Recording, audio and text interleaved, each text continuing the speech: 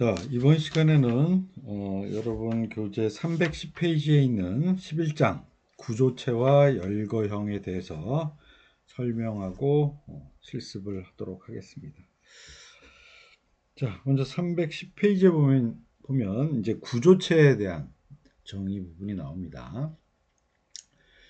자, 구조체라고 하는 것은 이제 서로 다른 자료형을 여러 개를 모아서 하나로 하나의 자료 구조 자체로 만든 그런 것이 구조체가 되겠습니다. 자, 그러면 이거는 우리 배웠던 자바 쪽에 자바 클래스하고 되게 유사해요.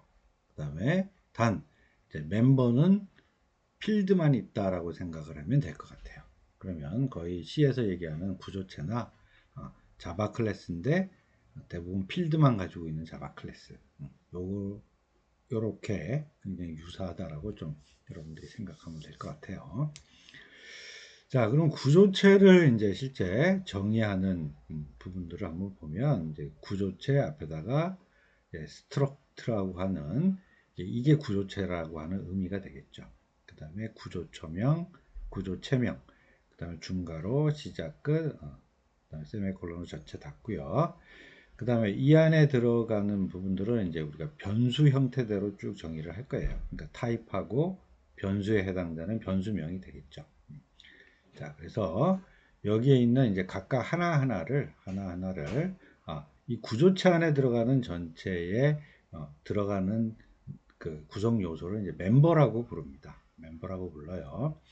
자, 그런데 이제 이 안에 들어가는 각각 하나씩 보면 꼭 변수처럼 생겼죠. 그죠? 우리가 쓰는 변수처럼 보여요. 그래서 보통 이제 통상 우리가 이것을 하나하나를 멤버 변수다라고 부르고 있습니다. 그래서 요즘 자바 시간에 이제 설명을 할 때 나중에 이제 개발 현장에 가거나 그러면 이제 고참들이 클래스에 있는 필드를 필드라고 하지 않고 멤버 변수라고 얘기하는 경우가 있을 거라고 얘기했죠. 그래서 그렇게 이제 문화적으로 얘기를 하는 이유가 바로 이 C에 있는 구조체에 스트럭터 안에 구성되어 있는 요 멤버들이 변수 형태로 되어 있기 때문에 멤버 변수다라고 이야기를 하고 있는 것입니다. 자, 그러면 그 311페이지 한번 봅시다. 311페이지에 보면 지금 요 앞페이지에 있었던 것처럼 이제 구조체, 즉 스트럭트 정의를 하는 부분들은 앞에와 동일하게 이렇게 되어 있고요. 아마 여러분 교재 보니까 여기 그레이드하고 에이지 부분에 그 세미콜론, 그죠? 세미콜론이 빠져 있어요. 그건 뭐 책이 우탄 것 같아요. 자, 그러면 이렇게 구조체를 정의를 하고요. 그 다음에 이 구조체를 내가 사용하고자 한다면, 실제 이 정의된 구조체, 즉 스트럭트 구조체인 스튜던츠, 그죠? 요 스튜던츠 타입으로 구조체 변수명인 st1, st2를 선언해서 그 다음에 이 구조체 변수명으로서 사용을 하게 되는 것입니다. 자, 그럼 요렇게 선언을 하게 되면 실제 메모리상에는 어떻게 되냐면 여기 지금 정의되어 있는 구조체 변수명이 있죠. 그러면 얘는 이제 주소를 갖고 있겠죠. 그래서 주소를 갖고 있어서 하나 가리키는 곳에 들어가 보면 이와 같이 스트럭트 스튜던츠라고 하는 구조체 타입으로 되어 있는 여기 보면 name, 어드레스, 텔 전화번호, 그레이드, age라고 하는 순으로 이렇게 변수들이 이렇게 조합이 된 형태대로 이렇게 모여 있는 구조를 하나 구조체 변수가 주소를 가리키고 있으면서 이렇게 가리킨다라고 하는 부분이 되겠습니다. 자, 그러면 요런 형태로 되어 있으니까 한번 요거 우리 프로그램을 한번 실행을 하면 요거 하나 더 얘기를 하면서 해야겠네요. 자, 그럼 요거 좀 넘어가서 314페이지로 한번 가봅시다. 자, 그러면 요렇게 정의되어 있는 그 구조체 안에 들어가 있는 것을 이제 멤버라고 얘기를 했어요. 그리고 그 멤버에 있는 각각 하나씩을 우리가 변수처럼 생겼기 때문에 멤버 변수다, 멤버 변수다 이렇게 얘기를 한다라고 했죠.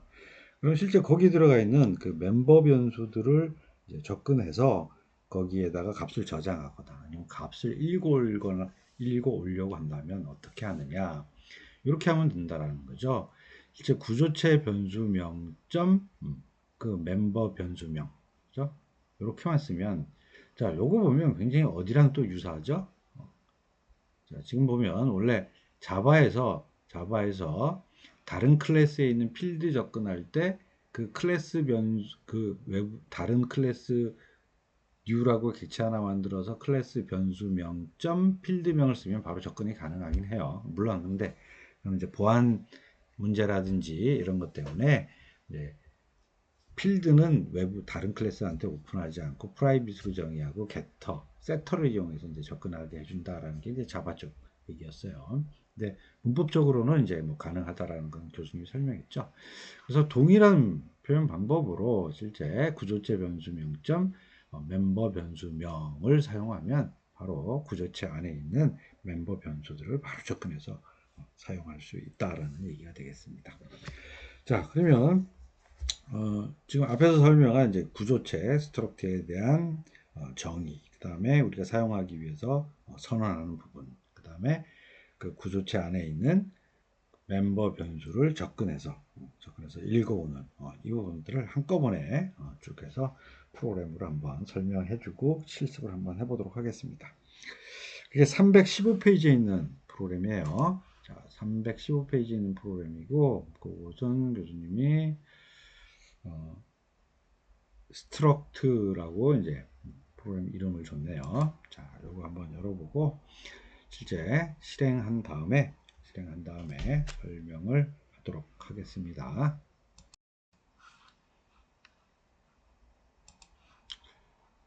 자, 그러면 요거 스트럭트라고 되어 있는 부분이니까 자, 먼저 실행해 보겠습니다. 자, 실행했어요. 그랬더니 지금 실행 결과를 보면 뭐 t의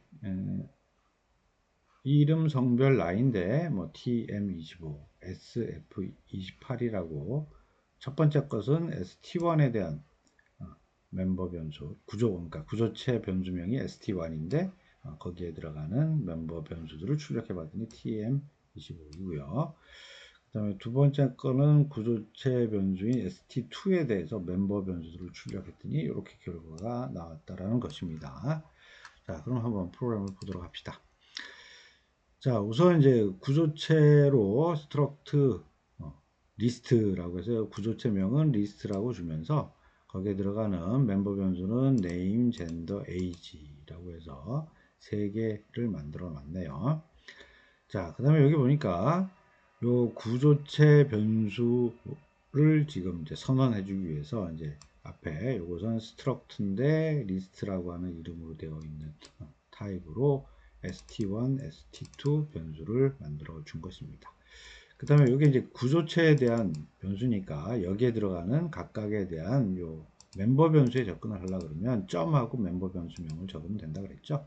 그래서 st1에 .name, gender, age에서 각각 tm25 찍고요. 입력을 했고 그 다음에 마찬가지 st2.name, gender, age에다 sf28이라고 놓고 각각 구조체 변수 st1에 들어가 있는 실제 값을 찍었더니 정상적으로 이렇게 나왔고 st2를 출력을 하니까 정상적으로 나온 것을 확인할 수 있습니다. 자, 그러면 이렇게 멤버 변수에 접근할 때는 구조체 변수 점 멤버 변수라는 개념으로 접근하면 바로 사용을 할 수 있다라고 하는 얘기가 되겠습니다. 자, 그럼 또 슬라이드로 돌아갑니다. 돌아가서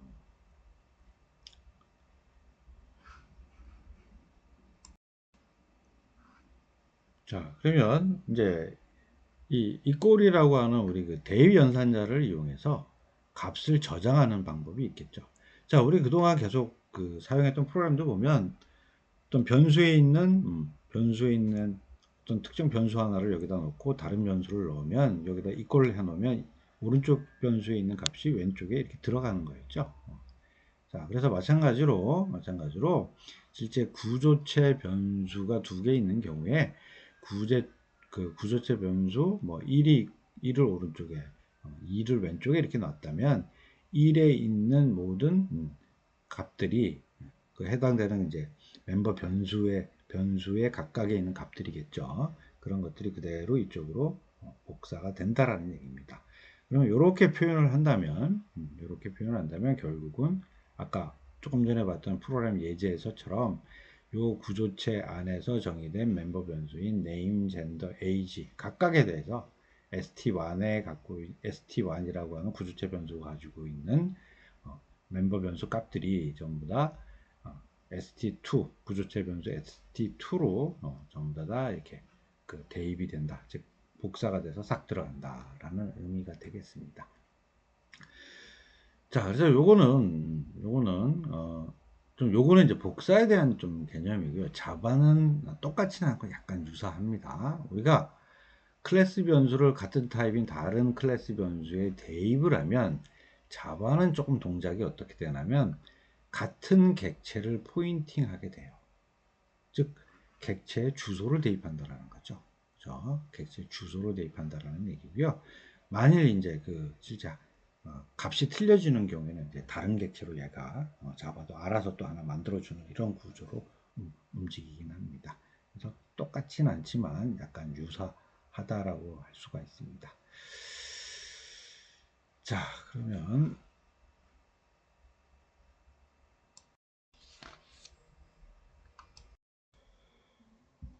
그러면 316페이지에 있는 프로그램 한번 또 실행해보고 돌리도록 하겠습니다. 교수님이 struct assign이라고 이름을 줬습니다.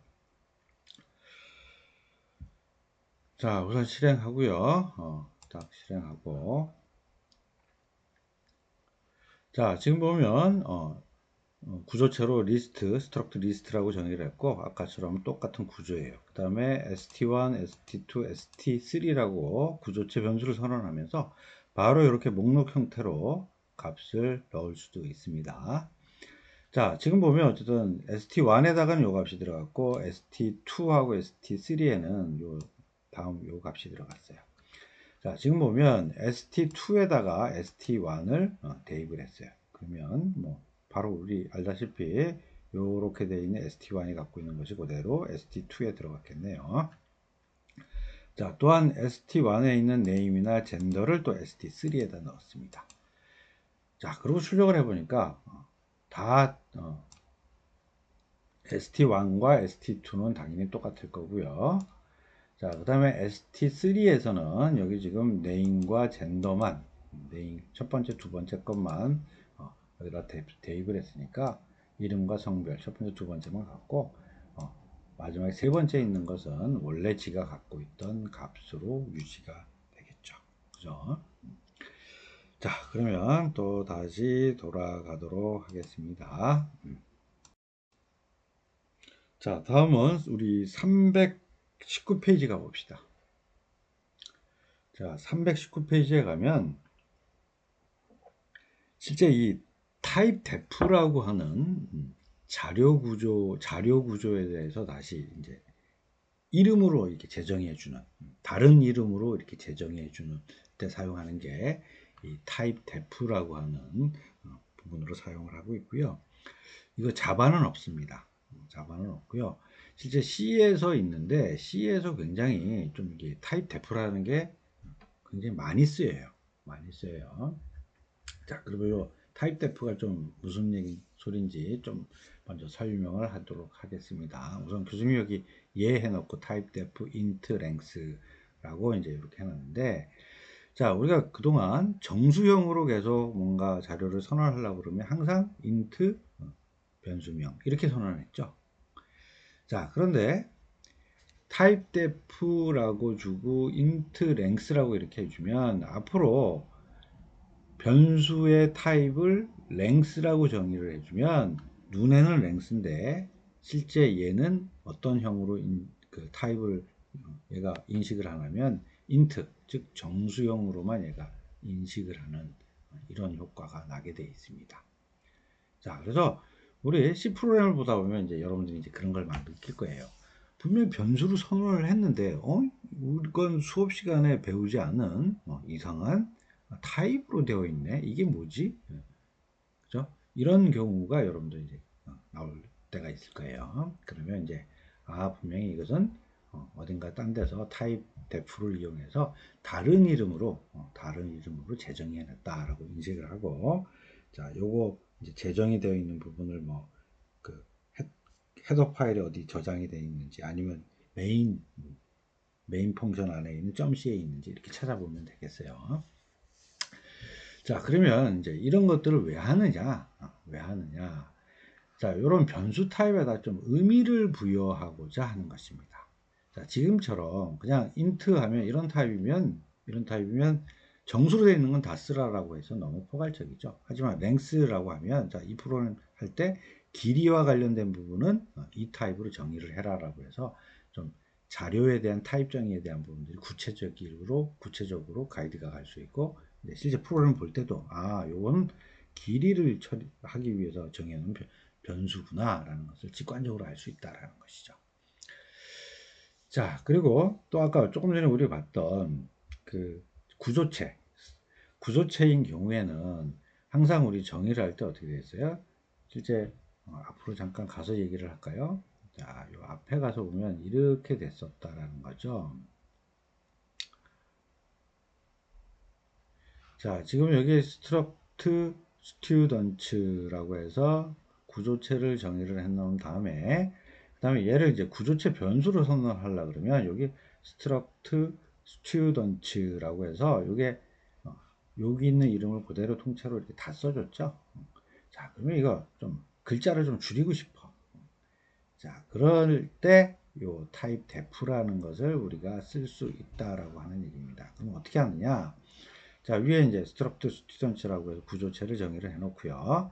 그 다음에 이제 자료형 재정의 하는 type def를 써서 struct students라고 하는 요것은 앞으로 student라고 하는 이름을 쓰면 자동으로 struct students라고 인식을 한다. 라고 이제 알려주는 거죠. 그럼 다음서부터 요 구조체를 우리가 실제 정의해서 쓰려고 하면 정의하고 값을 넣으려고 하면 그냥 student하고 구조체 변수명 이거라고 이렇게 주면 된다라는 거죠. 그래서 이렇게 활용을 할 수 있다라고 하는 부분이 되겠습니다. 자, 요거 간단한 이제 320페이지에 있는 프로그램이 있습니다. 자, 이 프로그램을 보러 가겠습니다. 자, 요거 struct type def라고 이름을 줬어요. 자, 그러면 요거 프로그램 실행하고 결과 보면서 얘기를 하도록 하겠습니다. 자, 지금 보면 구조체로 스튜던츠라고 하는 3개 필드 멤버 변수를 가지고 있는 구조체 만들었고요. 지금 타입 데프 하면서 여기 있는 struct student라고 하는 부분을 바로 student라고 하는 이름으로 정의를 했다라는 것이죠. 그 다음에 아까 교수님이 설명했듯이 여러분 교재에는 없지만 교수님이 추가했어요. int를 length라고 하는 타입으로 변수를 정의하면 이것은 정수다. 이런 의미를 가진다라고 했습니다. 자, 그래서 지금 보면 이렇게 타입 def에서 썼으니까 그냥 student 타입으로 st1을 정의를 하고 이렇게 목록 형태대로 구조체에다 집어넣었어요. 자, 그랬더니 그것은 정상적으로 이렇게 출력이 됐다라고 하는 것을 확인할 수 있습니다. 자, 그리고 이제 요 밑에 거는 이제 원래 타입 def를 사용하지 않고 원래 그 구조체 변수명을 지금 선언하면서 이 앞에 타입은 구조체라고 하는 이 풀명칭을 그대로 갖다 다 써준 거죠. 이것도 문법적으로 가능하다라는 얘기가 되겠습니다. 자, 그 다음에 여기 이제 추가했는데, 자, 위에 아까 타입 def 하면서 정수형인데 length라고 하는 이름으로 또 재정했던 거죠. 그럼 length 타입으로 정의를 한 다음에 여기다 100을 넣고 출력을 하니까 또 정상적으로 처리가 됐다라는 것을 확인할 수 있습니다. 자, 그럼 또 다시 돌아가서요.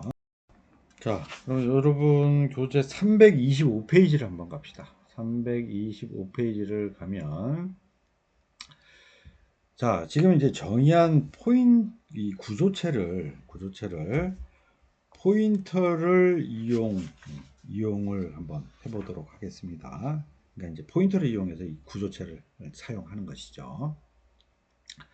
자, 지금 이제 우리 앞에서도 설명을 했지만 일반적으로 구조체에 있는 멤버 변수에 접근하는 방법은 아까 점을 찍어서 그죠? 구조체 변수명 점 멤버 변수명이라고 하면 접근한다라는 것은 우리가 알고 있었습니다. 자, 그런데 포인터로 정의된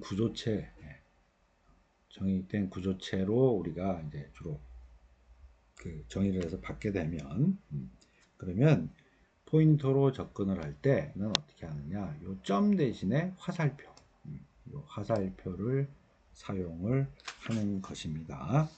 자, 그럼 요거 그냥 바로 우리 프로그램 보면서 바로 여러분들이 이해하는 게 좋을 것 같네요. 자, 326페이지에 있는 프로그램으로 가겠습니다. 자, 326페이지에 있는 프로그램은 struct pointer라고 교수님이 이름을 줬어요. 자, 그러면 이것도